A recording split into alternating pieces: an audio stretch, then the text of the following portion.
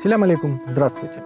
С вами программа «История крымских татар» и ее ведущий, кандидат исторических наук, заведующий кафедрой истории Крымского инженерно-педагогического университета имени Февзи Якубова Эмиль Сейдалиев. Эпоха Золотой Орды для Крыма – это не только набеги кочевников и разрушения. Это также расцвет международной торговли, культуры и, что показательно, городов. Об одном из них мы и поговорим сегодня. Древний Карасу-базар, современный Белогорск, крупный торговый центр улуса Джучи и Крымского ханства. Долина реки Биюк-Карасу, которая и дала название городу, издавна была населена людьми. Поселения существовали тут в каменном и бронзовом веках. В ранний железный век здесь жили скифы, а в эпоху великого переселения народов – гунны. Но настоящее городское поселение возникает в долине только со временем прихода монголов и включения Крыма в состав улуса Джучи. Именно к XIII веку относится первое упоминание в источниках названия Карасу-базар, которое в переводе с крымскотатарского означает «рынок на реке Карасу». Само же название реки Биюк-Карасу в переводе означает «большая черная вода». Таким образом, вероятно, именно удачное расположение рынка или базара на реке Карасу и пролегавшие здесь большие торговые пути определили важность этого места и превращение его в крупный торговый, культурный, а затем и административный центр региона. Согласно описаниям путешественников и актам, составленным в ходе обследования памятников старины Крыма в 20-е годы XX века, в Карасу-базаре располагалось значительное количество объектов культурного наследия, большинство которых, к сожалению, были уничтожены. У нас все же достаточно мало сведений о том, что представлял собой город в эпоху Золотой Орды. Основная часть информации относится ко времени Крымского ханства. Но все же кое-что источники для нас сохранили. По мнению некоторых исследователей, в районе Карасу-базара, неподалеку от Аккаи, Белой скалы, встречались с крымским ордынским наместником посольства, отправленное египетским султаном хану Берке. На нахождение в долине в XIII веке кочевой ставки косвенно указывают и основание города в этом месте, и последующее сакральное значение Карасу-базара для правителей и элиты Крымского ханства. В эпоху Крымского ханства город сохранял за собой роль крупного торгового центра. Неудивительно, что представители могущественного рода ширинов переносят свою ставку из бывшей столицы государства Эскихарыма сюда. О постройках города писал османский путешественник Эвлия Челеби. Он называет Карасу-базар большим городом и портом, вероятно, понимая под этим, что статус значительного торгового центра соответствует статусу крупного торгового порта. Этот благоустроенный и украшенный город управляется именем таможни по имени Шейтан-бака Челеби от имени Калга-султана и хана. Здесь имеется кадис с доходом в 300 акче. Есть 12 наибов на хие. Имеется шейхуль-ислам, глава шерифов, предводитель янычар, подчиненный кефенскому янычарскому агенту. Но должности начальника сипахиев нет. Есть мухтисиб, сборщик налогов и портовый шейх. Откупной залог здесь 27 юков акче. Таким образом, мы видим, что Карасу-базар административно подчинялся Калге-султану, второму лице в государстве после хана. Как известно, резиденция Калги располагалась в Ахмечете, современном Симферополе. В своей книге путешествий Эвлия Челеби сообщает и о строениях города, и о населяющих его народах. По этому городу протекает река Карасу. По обоим ее берегам располагаются здания и постройки. В стороне Кыблы на холмах стоят в основном дома армянских подданных. На западной стороне, на ровной степи, стоят 5500 двухэтажных, крытых черепицей домов с садами и виноградниками. Местами встречаются дома, крытые дерном. Теперь со всех 4 сторон города построены высокие дворцы с верхними и нижними этажами. Этот город день ото дня застраивается и заселяется. Живут здесь в основном убежавшие от анатолийского гнета из Таката, Сиваса и Амасии. Они прибыли в крымскую страну, где встретили радушие и справедливость. Поэтому этот город строится и украшается. Этот город находится в самом центре Крыма. Дворы домов огорожены деревом. Так как нет страха и опасения, много суддомов не имеют каменных стен, они также построены из дерева, и в каждом здании течет по источнику проточной воды. Перечень водяных мельниц. По этому городу протекает река, а на ней более 100 вращающихся водяных мельниц. По всему городу журчат источники и омывают сады. В городе насчитывалось много мечетей и других религиозных сооружений, медресе и такие. Были, вероятно, также и места захоронения святых, азизы и дюрбе-мавзолеи.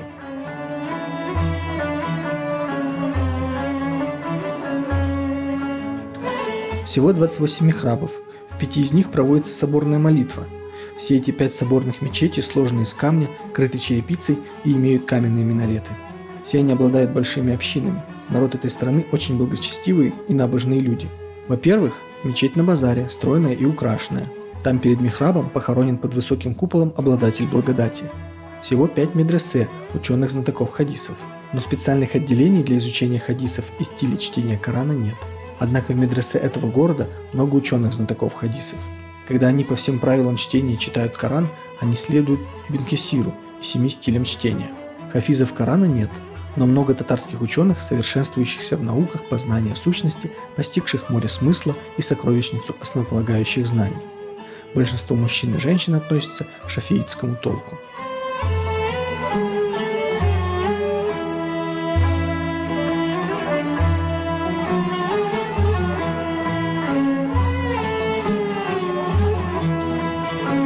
Важной частью описания Карасу-базара у Ильи Челеби является перечисление постоялых дворов, неотъемлемой составляющей любого крымского города этого периода. Их еще называют караван-сараи или ташханы. Всего имеется 8 больших постоялых дворцов для купцов. Лучший из них – постоялый двор великого визиря Сефер-Гази-аги, расположенный на рынке в центре города. Он как будто крепость города Карасу, потому что в этом городе крепости нет. По окружности это огромное представительство составляет 400 шагов. Это красивая крепость, сложенная из камня, по-шададовски мощная и крепкая. Здесь есть 2 железных ворот. Внутри имеется источник живой воды. Комнат внешних и внутренних в 2 этажах насчитывается 120. Со всех 4 сторон имеются бойницы, а на 4 углах большие башни, подобные караульным башням. В случае осады этот большой постоялый двор может оказаться прочнее крепости, однако вокруг него нет рва, потому что он был построен в узком месте города посреди рынка. Если бы у этого постоялого двора, подобно крепости, был ров, то это была бы мощная твердыня и крепкая преграда, подобная валу Искендера. В этом постоялом дворе есть благоустроенная 2-этажная обитель без минарета. У дверей стражники ведут наблюдение за приходящими и уходящими. Простого человека они в этот постоялый двор не допускают. Под сводом ворот они спрашивают о его положении, и если это купец, или если выясняется, что у него мирные и добрые намерения, в этом постоялом дворе тогда пропускают. Вот так там несут стражу и охраняют часовые. Потому что в этом постоялом дворе проживают сказочно богатые купцы из всех 7 климатов. А над новыми железными воротами написан следующий тарих. Мудрый, как Асаф, Сефер-Гази-ага построил этот постоялый двор по законам геометрии. Увидев завершение постройки этого постоялого двора, сказал Фетхи: пусть будет тарихом «построил Ага», год 1065. В переводе на григорианское летоисчисление 1654-1655 годы. Строителя этого ташхана, Сефер-Гази-агу, некоторые исследователи называют чуть ли не самым выдающимся визирем Крымского ханства. Именно он помог взойти на престол великому крымскому хану Исламу III Гераю. Хан после восшествия на престол в 1644 году сделал Сефер-Гази-агу своим визирем, то есть главным министром. Умный властный визирь много сделал для развития государства, инициировал и финансировал строительство общественных и культовых зданий, бань, постоялых дворов, мечетей и много других сооружений. В 1645 году визирь поддержал оппозиционных ханубеев, из-за чего был смещен с поста и помещен в темницу. Но вскоре вновь обрел свободу и оставался визирем до 1664 года. Во время второго правления Мехмеда IV Герая Сефер-Гази-ага опять оказался в оппозиции хана, но в этот раз дело не ограничилось тюрьмой, и великий визирь был убит. Несмотря на такую незавидную судьбу, Сефер-Гази-ага успел сделать для государства многое. Например, как мы видим, сохранился построенный им караван-сарай. Этот караван-сарай носит также название Большой или Верхний Ташхан, в отличие от постоялого двора Шеренбея, который называют Малым или Нижним. Большой Ташхан представлял собой мощное монументальное сооружение площадью около 10 тысяч квадратных метров. В стенах его были пробиты окна-бойницы, а по углам располагались башни. Внутри находились мечеть и колодец. Въезд через массивную арку располагался в западной стене. Над аркой сохранилось большое прямоугольное окно. Толщина стен 2-го этажа достигала 1,5 метров. Внутренний двор был открыт, вероятно, тут находился рынок, а по периметру стен в 2 яруса располагались сводчатые помещения. Есть мнение, что внизу путешественники и купцы оставляли животных, а помещения на 2-м этаже были жилыми. Как мы уже знаем, Илья Челеби сообщает, что кроме этого караван-сарая в Белогорске было еще 8 постоялых дворов, в том числе построенный Шеренбеем Ташхан.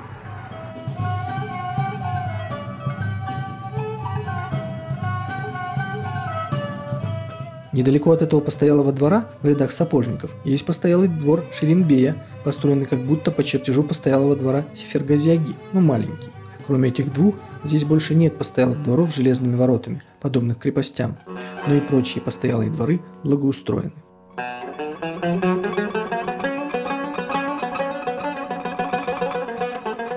По сообщению турецкого автора, в городе было также 4 бани, множество торговых лавок, ремесленные мастерские, кофейни и даже рынок рабов.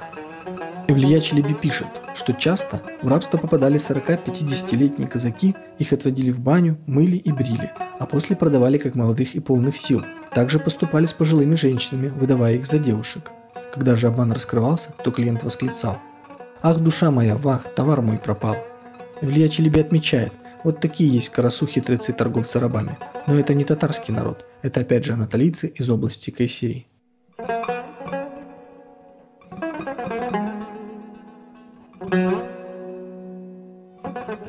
Кроме крымских татар, в городе также проживали другие народы – армяне, греки и караимы. Об этом нам также сообщает османский путешественник. В этом городе есть 2000 армянских подданных, платящих харадж, 500 греческих неверных, платящих харадж, и 300 иудеев, платящих харадж. Все подчиненные неверные носят колпаки под названием шепертма, похожие на татарские колпаки. Далее он отмечает: все иудеи – караимы, то есть иудейские кызылбаши. В бане иудеи, армяне и греки не имеют права носить банные башмаки, привязывают к лодыжкам колокольчики и моются в укромном месте. По этим знакам видно, что они неверные иудеи. Видимо, как и другие города Крымского ханства, Карасу-базар утопал в садах. В книге путешествий находим следующее описание. Достойны похвалы, находящиеся с двух сторон города справа и слева от Карасу, бесчисленные сады и виноградники. Но виноград кислый на вкус и похвалы недостоин. Однако черешню, вишню, сливу, яблоко, а также полокка белого хлеба отдают за 1 акче, а 1 акче баранины за 2 акче, а говядины за 1 акче. Мясо ягнят считается невкусным, и татарский народ его не ест. Покупая же конину, они ссорятся и могут даже погибнуть, потому что конина дает силу и способствует пищеварению. Это полезное мясо. Город сохранял свое значение еще долгие годы. Известно, что здесь находился попавший в плен в битве под Цицорой Богдан Хмельницкий. В 17 веке город неоднократно подвергался нападениям запорожских казаков, а в 1737 году он был разрушен российской армией под предводительством фельдмаршала Ласси. Вот что пишет об этом генерал Манштейн. Все неприятельские передовые отряды, намеревавшиеся препятствовать наступлению русских, были опрокинуты. На высоте близ города замечен укрепленный лагерь, занятый приблизительно от 12 до 15 тысяч турок. Тогда фельдмаршал усилил корпус Дугласа 2 полками драгун и приказал ему атаковать неприятеля и завладеть Карасу-базаром, что и было исполнено с совершенным успехом. После часового боя турки бежали. Все обыватели покинули свой город. Осталось несколько греческих и армянских семейств, так что город взят без сопротивления, разграблен и обращен в пепел. В этом городе считалось до 6000 домов, наполовину выстроенных из камня, 38 мечетей и молелин турецких, 2 христианские церкви для армян и греков, 50 водных мельниц и множество разных общественных зданий. Доставшаяся войску добыча была очень значительна, потому что обыватели не успели спрятать своего имущества. Вероятно, после этого Карасу-базар уже не смог оправиться и восстановиться. Именно поэтому в дальнейшем путешественники либо практически не упоминают город, либо говорят о нем как о небольшом, незначительном поселении. В то же время Карасу-базар оставался административным центром района Каймаканства, в который входили 6 кадалыков, и число деревень достигало 342. Это был самый крупный по площади и количеству поселений регион Крыма того времени. В 1772 году между Россией и Крымским ханством был подписан так называемый Карасу-базарский трактат, который провозглашал независимость Крымского ханства от Османской империи. После присоединения Крыма к России и ликвидации Крымского ханства именно тут, в 1783 году, князь Потемкин принимал присягу от крымской знати на верность империи. По некоторым сведениям, первое время Карасу-базар даже был центром Таврической области, и лишь в конце 1784 года административный центр перенесли в Ахмечеть, современный Симферополь. А до этого времени тут было сформировано земское правительство во главе с наместником Карасу-базара Мехмед-пашой Ширинским и графом Василием Каховским. В XIX веке Карасу-базар представлял собой небольшой городок, в котором функционировало 3 табачных фабрики, 4 кожевенных, несколько мыловаренных и свечных заводов. Вокруг города развивалось хлебопашество, пчеловодство, выделка шкур и кож, а местное население занималось производством сёдел, обуви, конской упряжи и многими другими ремеслами. Проезжавшие путешественники, в частности Василий Христофорович Кандараки, отмечали, что из Карасу-базара в Стамбул и на Кавказ вывозили выделанную кожу, софьян, бурки и войлоки. Карасу-базарские ремесленники изготовляли обувь, седла, детские игрушки превосходного качества.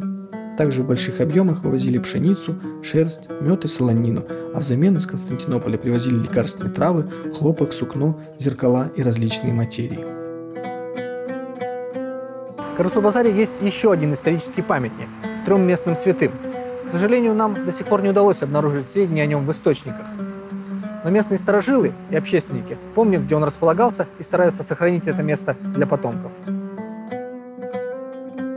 По воспоминаниям старожилов Карасу-базара, памятник тут стоял до 30-х годов 20 века, после чего был снесен, а на его месте появился памятник Сталину, разрушенный в результате бомбардировок во время Великой Отечественной войны. Согласно преданиям, тут были похоронены Умер Девлетли-Азиз, Осман Девлетли-Азиз и Сильви Девлетли-Азиз. С этим чудесным городом связано имя еще одного человека. Это Абдуришит Медиев, видный общественный и политический деятель, депутат Государственной Думы 2-го созыва от Таврической губернии.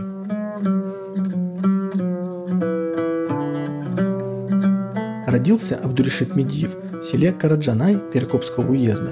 В зрелом возрасте переехал в Карасу-базар, где работал учителем. Впоследствии Медиев вошел в состав крымского отделения либеральной мусульманской партии. Основал в Карасу-базаре благотворительное общество, целью которого была помощь в учреждении новометодных школ. В 1906 году Медиев начал политическую деятельность и был избран заместителем городской думы Карасу-базара, а в 1907-1912 годах был ее председателем. Его деятельность на этом посту характеризуется значительными преобразованиями в городе. Были построены электростанция, дом культуры, проведен водопровод. В феврале 1907 года он был избран во Вторую Государственную Думу Российской империи и вошел в состав мусульманской фракции. Показал себя активным продуктивным деятелем. Вскоре Дума была распущена. Медиев вернулся в Крым, но баллотироваться вновь не стал, полностью посвятив себя Карасу-базару. За эти и многие другие заслуги Абдуришита Медиева перед городом, крымскими татарами и всеми жителями Крыма современные общественные деятели установили ему памятник в Белогорске. В истории Карасу-базара еще очень много белых пятен. С этим городом связаны имена людей, оставивших яркий след крымско-татарской истории. И все это заслуживает дальнейшего тщательного изучения. Спасибо, что были с нами. Чок Саламс, Салапнян, Каламс.